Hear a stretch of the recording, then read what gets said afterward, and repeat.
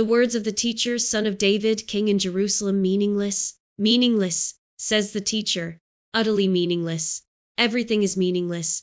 What do people gain from all their labors at which they toil under the sun?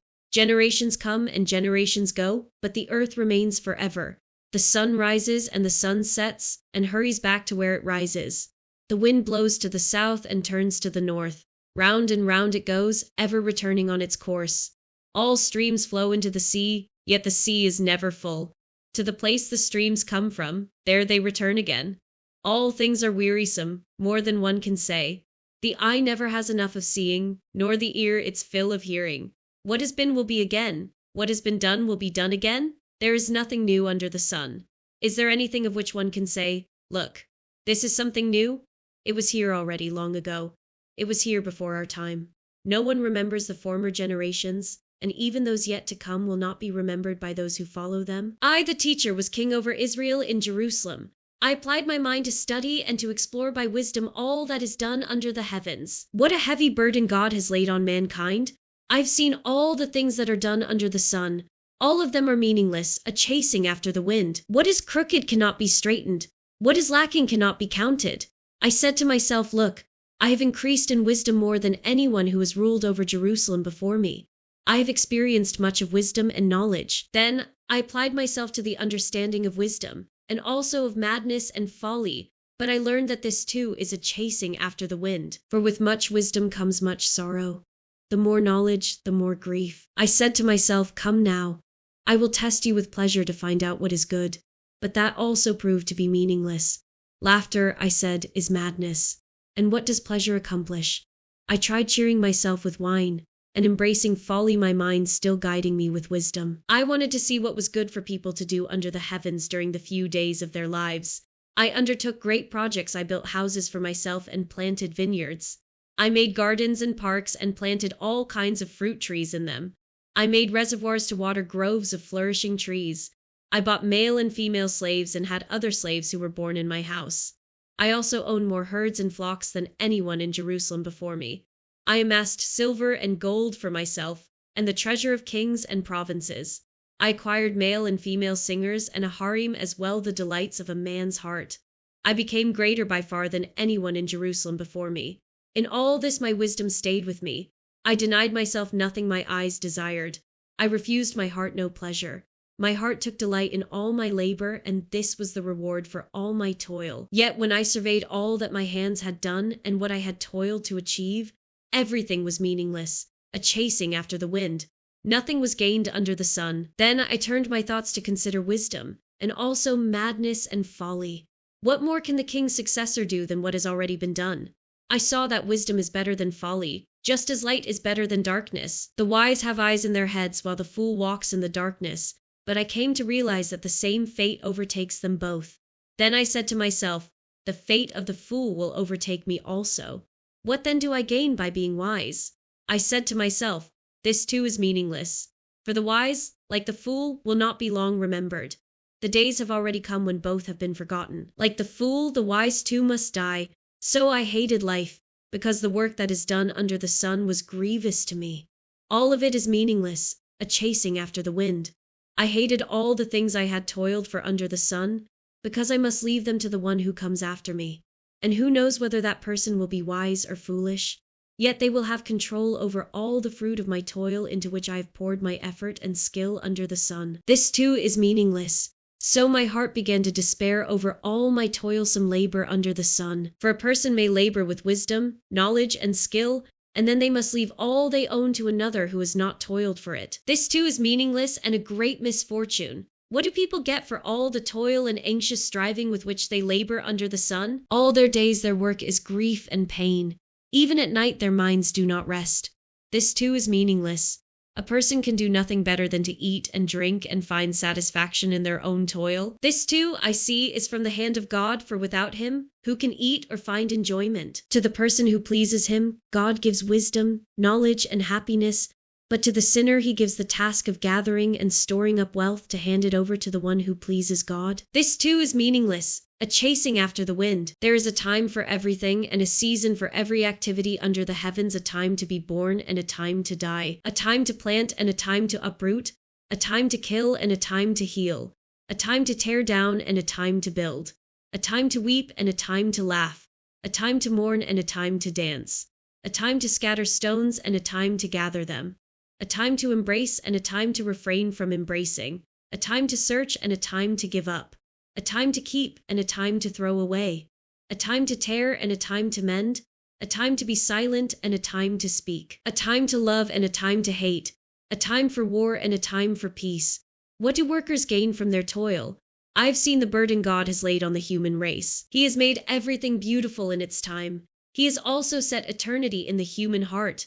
Yet no one can fathom what God has done from beginning to end. I know that there is nothing better for people than to be happy and to do good while they live, that each of them may eat and drink and find satisfaction in all their toil. This is the gift of God. I know that everything God does will endure forever. Nothing can be added to it and nothing taken from it. God does it so that people will fear him. Whatever is has already been, and what will be has been before, and God will call the past to account. And I saw something else under the sun. In the place of judgment, wickedness was there. In the place of justice, wickedness was there. I said to myself, God will bring into judgment both the righteous and the wicked, for there will be a time for every activity, a time to judge every deed. I also said to myself, as for humans, God tests them so that they may see that they are like the animals. Surely the fate of human beings is like that of the animals. The same fate awaits them both. As one dies, so dies the other. All have the same breath. Humans have no advantage over animals. Everything is meaningless. All go to the same place. All come from dust, and to dust all return. Who knows if the human spirit rises upward and if the spirit of the animal goes down into the earth? So I saw that there is nothing better for a person than to enjoy their work, because that is their lot. For who can bring them to see what will happen after them? Again I looked and saw all the oppression that was taking place under the sun. I saw the tears of the oppressed, and they have no comforter. Power was on the side of their oppressors, and they have no comforter.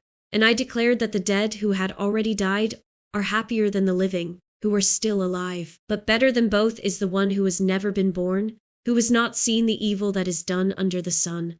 And I saw that all toil and all achievement spring from one person's envy of another. This too is meaningless, a chasing after the wind. Fools fold their hands and ruin themselves. Better one handful with tranquility than to handfuls with toil and chasing after the wind. Again I saw something meaningless under the sun. There was a man all alone. He had neither son nor brother. There was no end to his toil. Yet his eyes were not content with his wealth. For whom am I toiling, he asked, and why am I depriving myself of enjoyment? This too is meaningless, a miserable business. Two are better than one, because they have a good return for their labor. If either of them falls down, one can help the other up. But pity anyone who falls and has no one to help them up. Also, if to lie down together, they will keep warm. But how can one keep warm alone? Though one may be overpowered, can defend themselves. A cord of 3 strands is not quickly broken. Better a poor but wise youth than an old but foolish king who no longer knows how to heed a warning. The youth may have come from prison to the kingship, or he may have been born in poverty within his kingdom. I saw that all who lived and walked under the sun followed the youth, the king's successor. There was no end to all the people who were before them. But those who came later were not pleased with the successor. This too is meaningless, a chasing after the wind. Guard your steps when you go to the house of God. Go near to listen rather than to offer the sacrifice of fools, who do not know that they do wrong. Do not be quick with your mouth. Do not be hasty in your heart to utter anything before God. God is in heaven, and you are on earth, so let your words be few.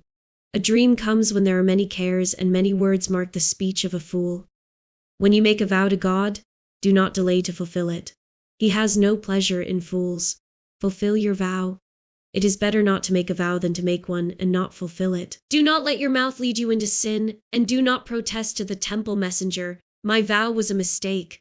Why should God be angry at what you say and destroy the work of your hands? Much dreaming and many words are meaningless. Therefore fear God. If you see the poor oppressed in a district and justice and rights denied, do not be surprised at such things, for one official is eyed by a higher one, and over them both are others higher still. The increase from the land is taken by all. The king himself profits from the fields. Whoever loves money never has enough. Whoever loves wealth is never satisfied with their income. This too is meaningless. As goods increase, so do those who consume them. And what benefit are they to the owners except to feast their eyes on them? The sleep of a laborer is sweet, whether they eat little or much. But as for the rich, their abundance permits them no sleep. I have seen a grievous evil under the sun, wealth hoarded to the harm of its owners, or wealth lost through some misfortune, so that when they have children, there is nothing left for them to inherit. Everyone comes naked from their mother's womb, and as everyone comes, so they depart. They take nothing from their toil that they can carry in their hands. This too is a grievous evil, as everyone comes, so they depart, and what do they gain, since they toil for the wind? All their days they eat in darkness with great frustration, affliction, and anger. This is what I have observed to be good, that it is appropriate for a person to eat, to drink, and to find satisfaction in their toilsome labor under the sun during the few days of life God has given them, for this is their lot. Moreover, when God gives someone wealth and possessions and the ability to enjoy them, to accept their lot and be happy in their toil, this is a gift of God. They seldom reflect on the days of their life, because God keeps them occupied with gladness of heart. I have seen another evil under the sun, and it weighs heavily on mankind. God gives some people wealth, possessions, and honor, so that they lack nothing their hearts desire. But God does not grant them the ability to enjoy them, and strangers enjoy them instead. This is meaningless, a grievous evil. A man may have 100 children and live many years, yet no matter how long he lives, if he cannot enjoy his prosperity and does not receive proper burial, I say that a stillborn child is better off than he. It comes without meaning, it departs in darkness, and in darkness its name is shrouded. Though it never saw the sun or knew anything, it has more rest than does that man, even if he lives 1,000 years twice over, but fails to enjoy his prosperity. Do not all go to the same place? Everyone's toil is for their mouth, yet their appetite is never satisfied. What advantage have the wise over fools? What do the poor gain by knowing how to conduct themselves before others? Better what the eye sees than the roving of the appetite? This too is meaningless, a chasing after the wind.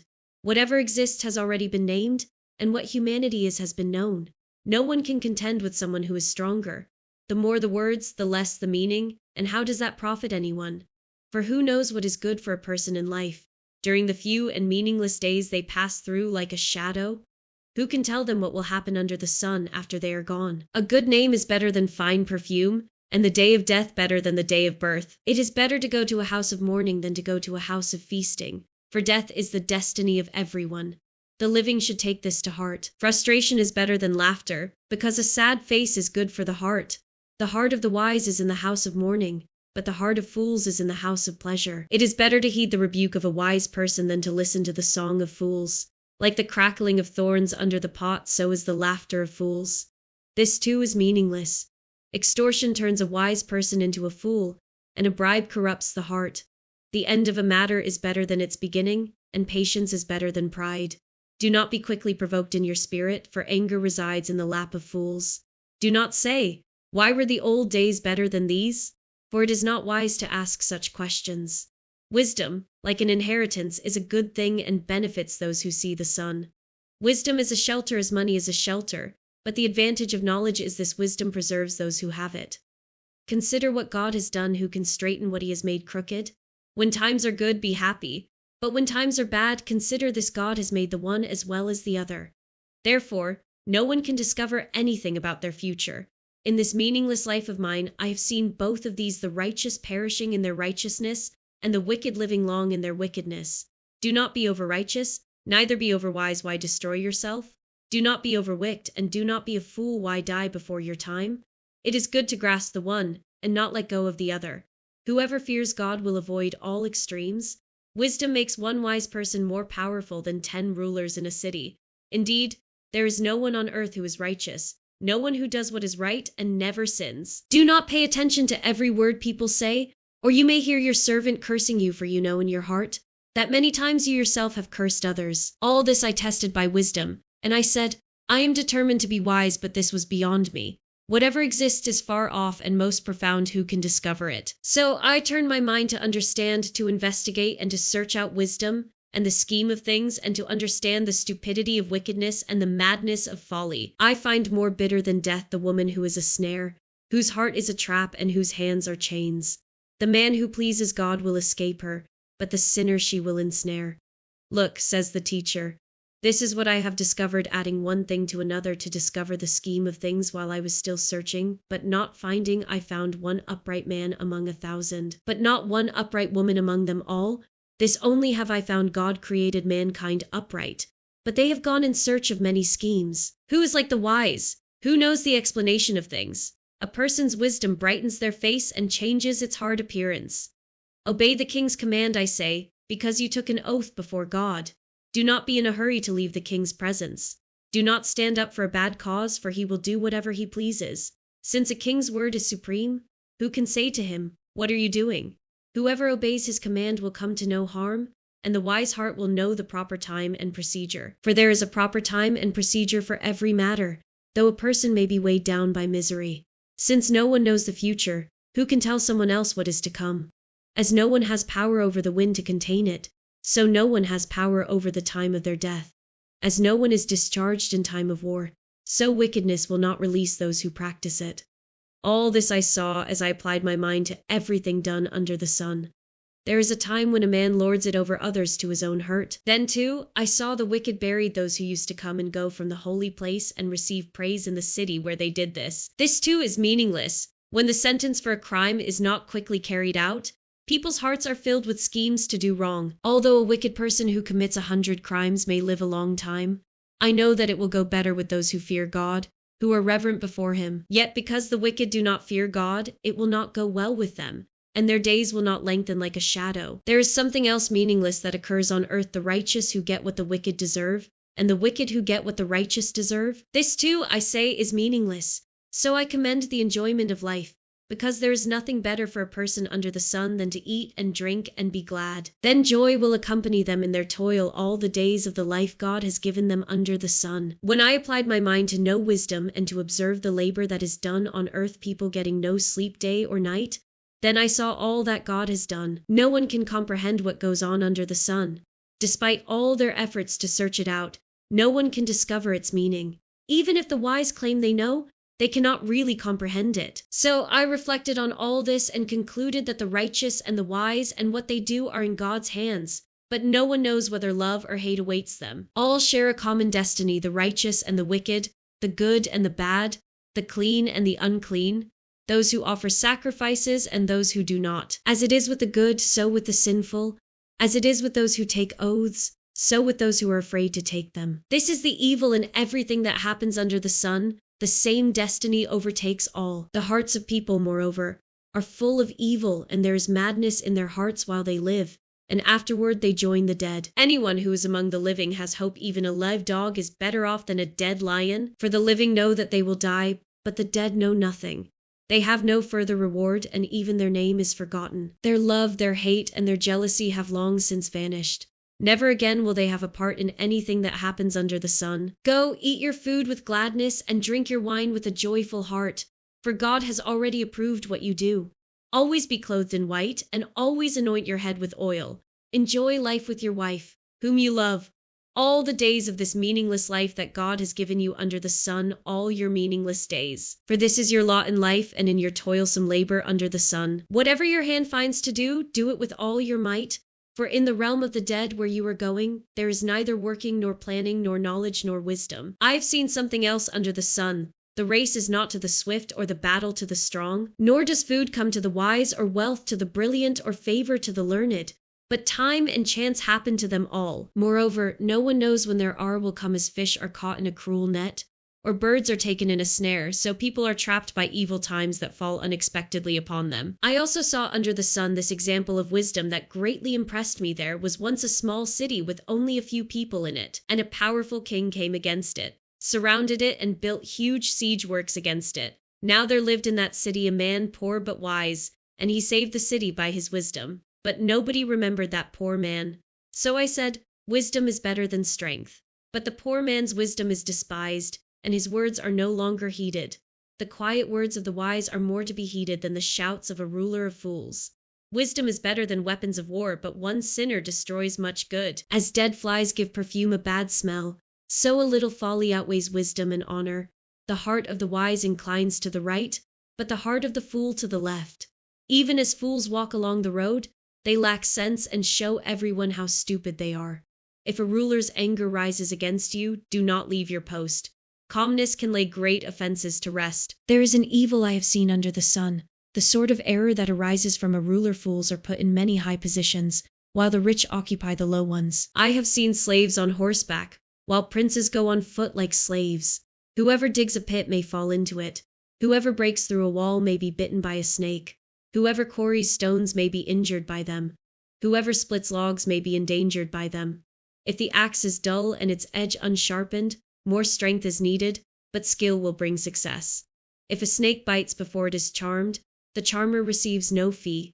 Words from the mouth of the wise are gracious, but fools are consumed by their own lips. At the beginning their words are folly, at the end they are wicked madness, and fools multiply words. No one knows what is coming who can tell someone else what will happen after them. The toil of fools wearies them. They do not know the way to town. Woe to the land whose king was a servant and whose princes feast in the morning. Blessed is the land whose king is of noble birth and whose princes eat at a proper time for strength and not for drunkenness. Through laziness the rafters sag, because of idle hands the house leaks. A feast is made for laughter, wine makes life merry, and money is the answer for everything. Do not revile the king even in your thoughts, or curse the rich in your bedroom, because a bird in the sky may carry your words, and a bird on the wing may report what you say. Ship your grain across the sea. After many days you may receive a return. Invest in 7 ventures, yes, in 8. You do not know what disaster may come upon the land. If clouds are full of water, they pour rain on the earth. Whether a tree falls to the south or to the north, in the place where it falls, there it will lie. Whoever watches the wind will not plant. Whoever looks at the clouds will not reap. As you do not know the path of the wind, or how the body is formed in a mother's womb, so you cannot understand the work of God, the maker of all things. Sow your seed in the morning, and at evening let your hands not be idle, for you do not know which will succeed, whether this or that, or whether both will do equally well. Light is sweet, and it pleases the eyes to see the sun. However many years anyone may live, let them enjoy them all. But let them remember the days of darkness, for there will be many. Everything to come is meaningless. You who are young, be happy while you are young, and let your heart give you joy in the days of your youth. Follow the ways of your heart and whatever your eyes see, but know that for all these things God will bring you into judgment. So then, banish anxiety from your heart and cast off the troubles of your body, for youth and vigor are meaningless. Remember your Creator in the days of your youth, before the days of trouble come, and the years approach when you will say, I find no pleasure in them before the sun and the light, and the moon and the stars grow dark, and the clouds return after the rain, when the keepers of the house tremble, and the strong men stoop, when the grinders cease because they are few, and those looking through the windows grow dim, when the doors to the street are closed and the sound of grinding fades, when people rise up at the sound of birds, but all their songs grow faint, when people are afraid of heights and of dangers in the streets, when the almond tree blossoms and the grasshopper drags itself along and desire no longer is stirred, then people go to their eternal home and mourners go about the streets.